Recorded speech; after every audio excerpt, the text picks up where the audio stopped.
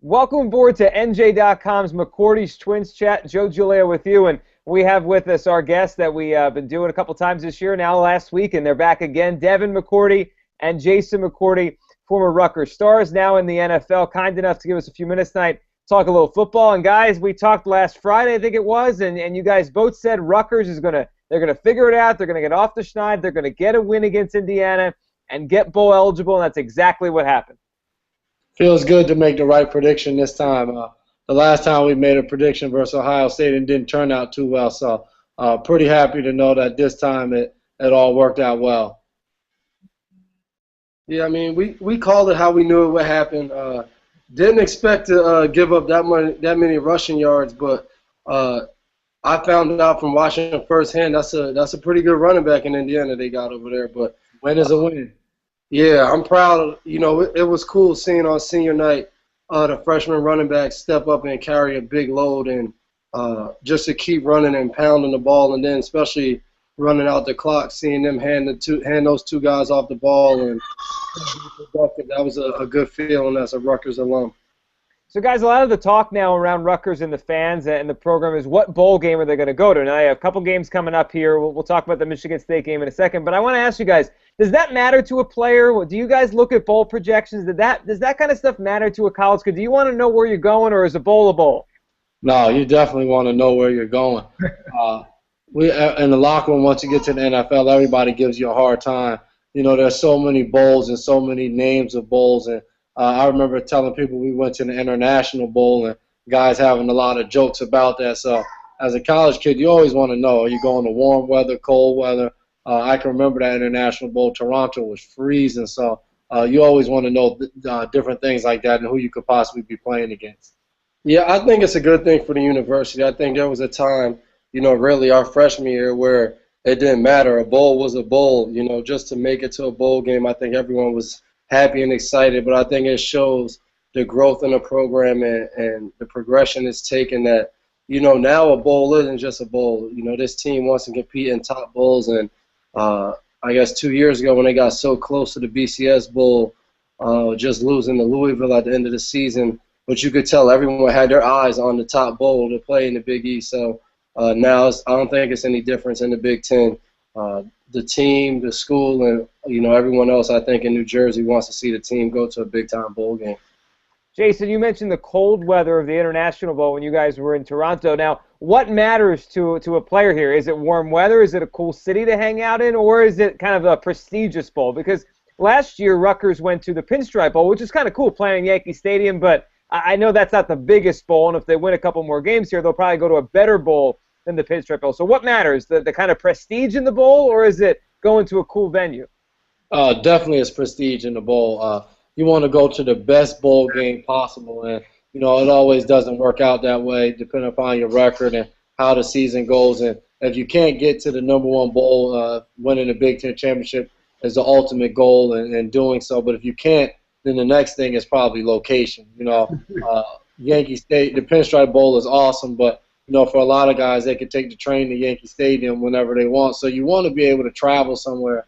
I remember our freshman year going to the Insight Bowl and traveling to Arizona, and most of us had never been there. So it was a cool experience just to see what it was like out there. You know, as freshmen, there wasn't much we could do as far as night scene, but we still had a good time lounging out by the pool.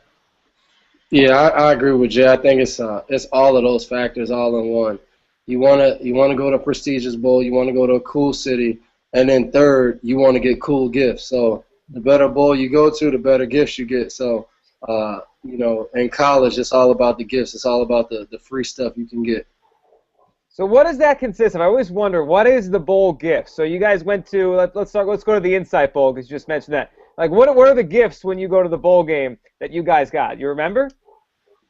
We got a PSP. Yeah. Our freshman year for the Insight Bowl, and we got a Best Buy gift card, I believe. Our second year was the Texas Bowl? Yeah. I think we got maybe a camera. Yeah, I know one year we got Xboxes. That's not bad. That's pretty good. Yeah. That was probably our most disappointing year because we was, a triple overtime away from beating West Virginia and heading to the BCS Bowl, and losing that game put us in the inaugural Texas Bowl in Houston. So it was a pretty big drop-off, to say the least. All right, guys, this week they're playing Michigan State. 2 games left, Michigan State and then Maryland. And now, depending on how many of these 2 they win, it will affect which bowl game they go to. Michigan State's a really good team. We've talked before. They played a really good team before in Ohio State. Do you think there's any sort of letdown after you kind of clinch that bowl berth, or do you think they go out there and they want to continue on and take down a really good, top 15 Michigan State team? Is it tough to get back up for a game after you clinch the bowl berth? I think that, sometimes it can be a letdown, but I think, when you look at your schedule and you see, we beat Indiana, we're bowl eligible, and then the next week you see Michigan State, I think you realize a letdown against Michigan State means probably a 40 to 35 point loss. So I think the team will really realize, like, this is a game, not just to get an edge and go to a better bowl, but to gain some more national exposure and some more respect to go and beat a team like Michigan State, who's known, for pounding the ball, running, playing tough defense. So I know myself, I always think it's more impressive when you beat those teams that, they're known for being a tough physical team. So I think Rutgers is also known as a blue-collar team that likes to go out there and work. So I'm excited for the game, and I'm sure that group of guys led by those seniors want to try to make their mark on the Big Ten this year, and I think an upset against Michigan State can really, make a big mark.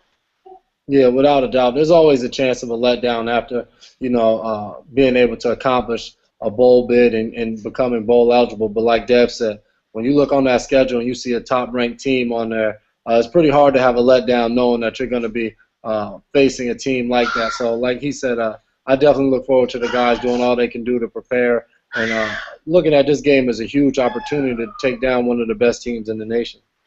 You guys mentioned that they're a really tough physical running team, Michigan State, number 11 in the country. They were top 5 earlier in the year. What do you do against a team like that? I think sometimes we talk about big-time teams and how they're going to beat you, and if it's the pass, you could try to blitz, you could try to scheme some things up. But how do you stop a team they're going to run at you? They're going to run. What do you do there? Is that just kind of will? Can you scheme against that? How do you stop a team that you kind of know what's coming?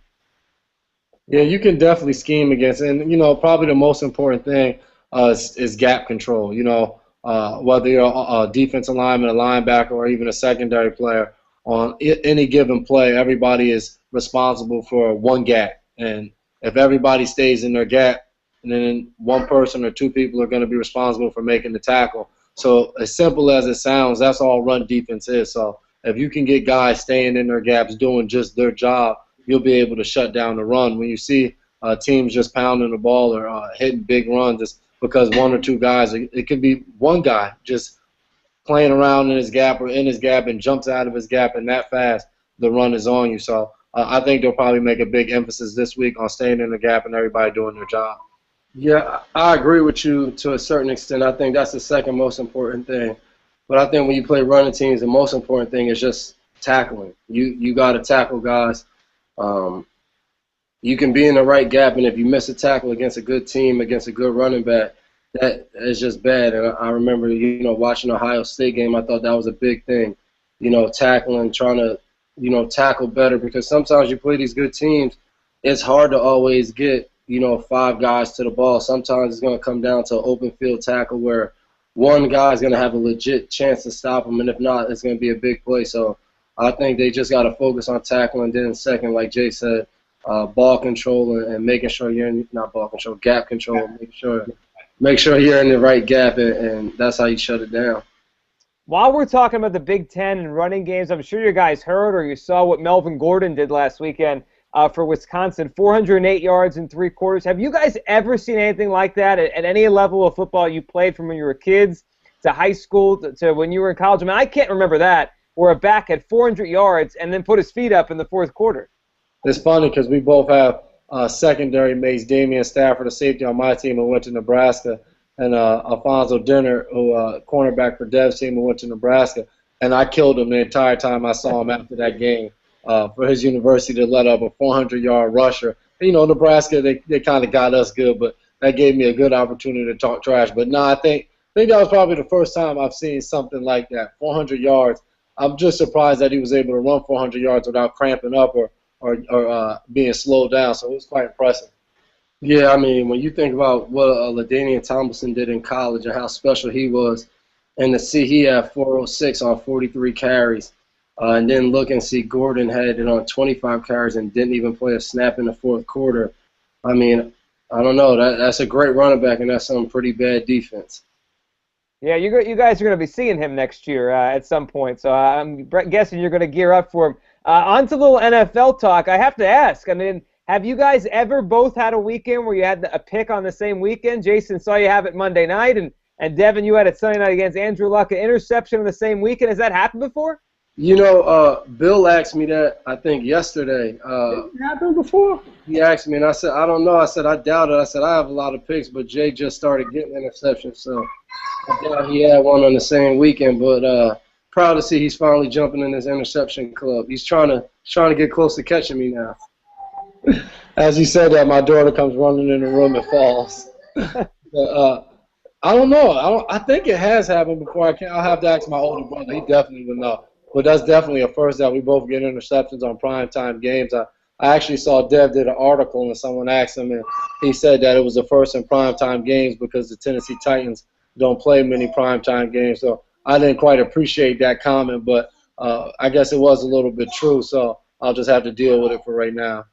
Guys, you guys have games coming up this weekend. Jason, you're coming close to home, Philadelphia, taking on the Eagles. When you watch them on film, and what kind of challenge is it to face an offense like Chip Kelly's where they get up to the line, high tempo, trying to get as many snaps as possible, and obviously score as many points as possible? What kind of challenge are they going to represent for you guys?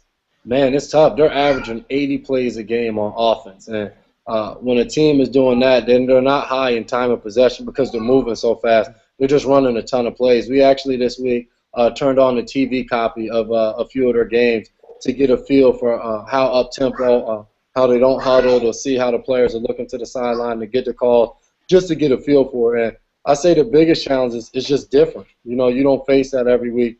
You're used to coming to the huddle, linebacker or whoever's wearing the mic, making the play call for you on defense, and you're going to line up. This week, most of the time, we're not going to get an opportunity to huddle. So communication is going to be very prevalent this week, and we're going to have to make sure each snap we're on the same page.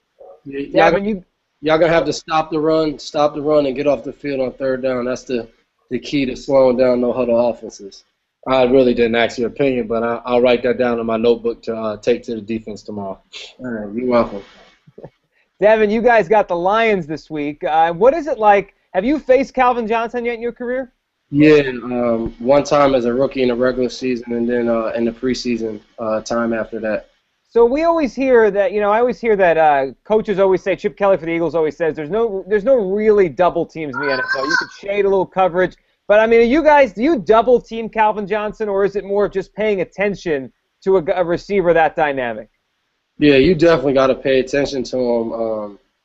I don't know. I thought you could double team in the NFL, but it is kind of tough just because of how good other players are that you got to be careful just double teaming a guy every play and just letting everyone else have free reign, throughout the field. But you need to know where Calvin Johnson is on every play, and it's an awareness thing. I think you gotta be ready. Your defense will change on every snap, but you definitely got to know where he's at, no matter it's a corner, a safety, the linebackers. Like as a total defense, he's a guy that we talk about. We got to try to stop. We can't let him have a career game and realistically think we're gonna win. Guys, I want to ask you about what's going on up in Buffalo with all the snow and the fact that the Jets and Bills game is going to be moved here. It's not going to be on Sunday. It's not going to be in Buffalo, and the NFL is going to put it in Detroit. It's going to completely move. And what I want to ask you is about preparation, because the Bills really haven't been out of their house. I mean, they can't get to the facility. They can't practice. How important are Wednesdays and Thursdays in terms of your normal preparation? I mean, what are they missing out on right now to try to get ready for opponent in the Jets on Monday? That's going to be pretty. I guess I can't say impossible, but that's going to be tough. You start Wednesday. You talk about Wednesday and Thursday. You really put in your whole game plan on Wednesday and Thursday.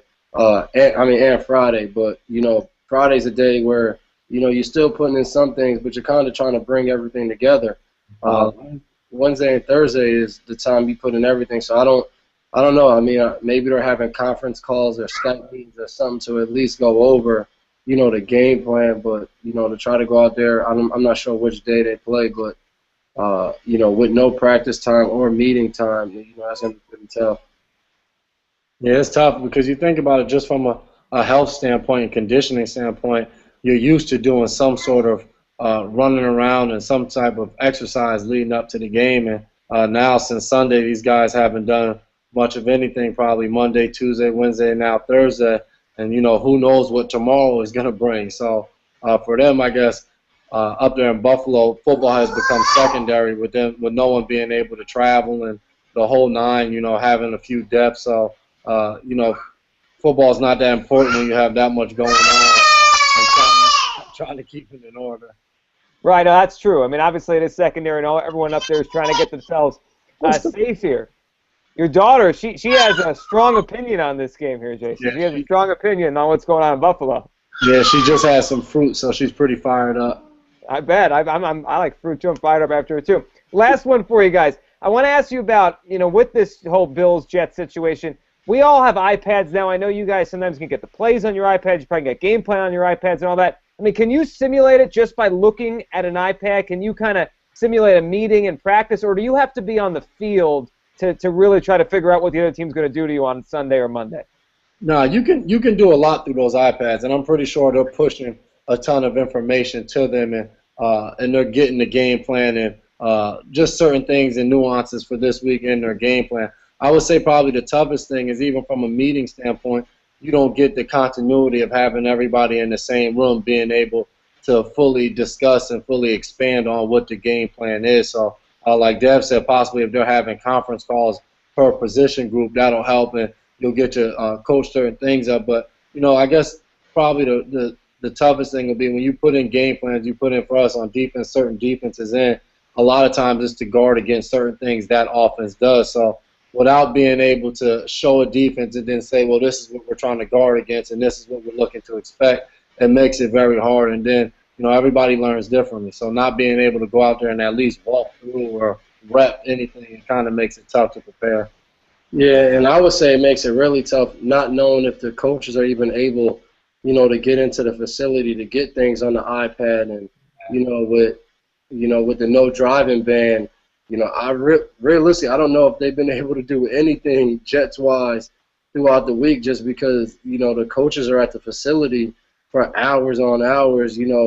I'm sure they were able to do some stuff because I'm sure the coaches went in and worked Monday and Tuesday. I'm not sure which day it really got bad up there where they put the ban on, but, it's just tough. I don't know what they're able to do now, with the driving ban. Fascinating stuff. Obviously, we'll be paying attention to it. Guys, I appreciate this tonight. It was fun. And look, last week you guys came on. Rutgers won, so I'm expecting another Rutgers victory because you both came on. And I'm expecting another pick from both of you guys. Jason, you get Mark Sanchez Monday. Devin, you Matt Stafford on Sunday, all right? Yeah, that sounds good. All right, guys, appreciate it. There they go. Devin and Jason McCourty joining us here on NJ.com. Thanks for watching.